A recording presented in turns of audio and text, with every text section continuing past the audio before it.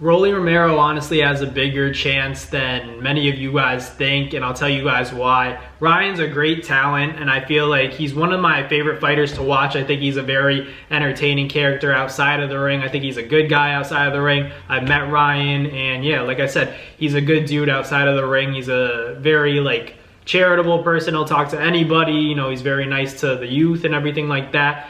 But I feel like in my assessment of the fight, you got to think about it.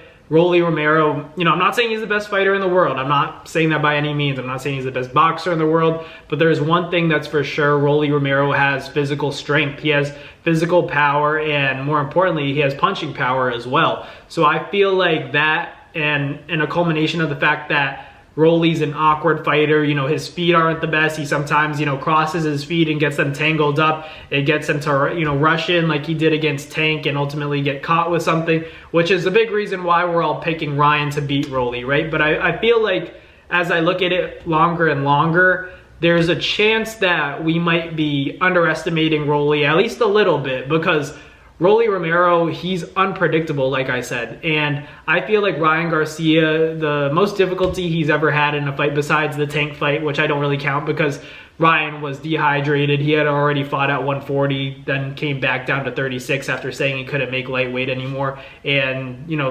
that weight draining clause and the catch weight both played a factor in my opinion, but, a loss is a loss.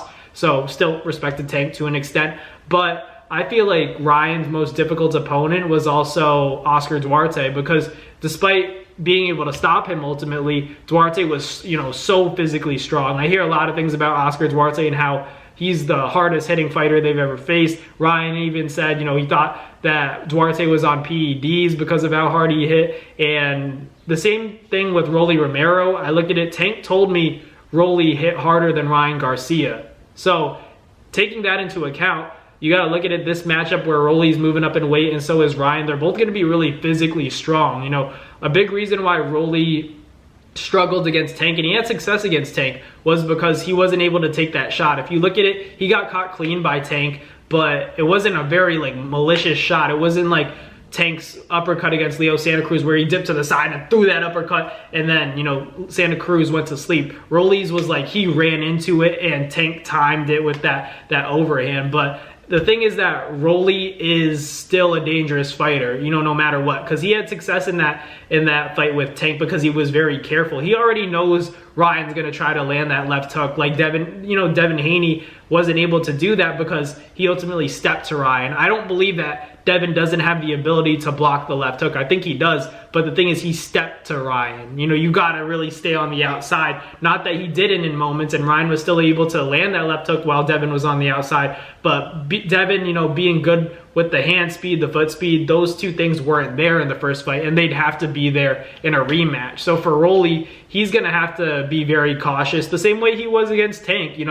With Tank, it took him longer to get Rolly out of there than it took him to get Ryan out, right? Ryan got out real fast because he dropped Ryan early and then ultimately the body shot ended it. But with Rolly, it took some time. So you got to look at it like head to head. Rolly and Ryan could be a very competitive fight. I think that I still pick Ryan, but I think it's a pretty close fight because Rolly does hit hard. Tank said he hits harder than Ryan. So that tells me, that's significant power, and that's something that could hurt Ryan ultimately if he's not careful. And I like I say, I favor Ryan Garcia, but I don't see it as much of a landslide as most people do, because I think, against Pitbull Cruz, Rolly just went in there and said, I don't think he even hits that hard. And then he found out, his chin wasn't going to hold up to it. But with Ryan, I know for a fact that Rolly has a level of respect for Ryan Garcia's power, at least, to the smallest or lowest extent. He really does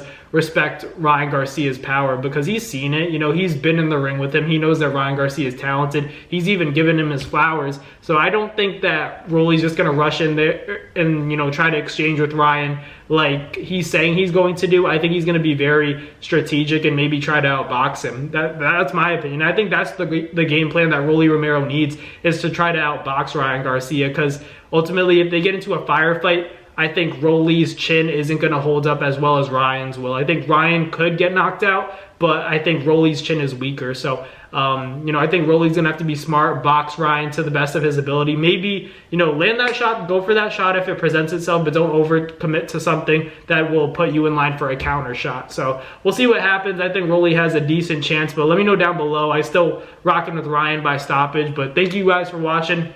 Like, comment, and subscribe. Catch you guys on the next Nabs Boxing video. Peace.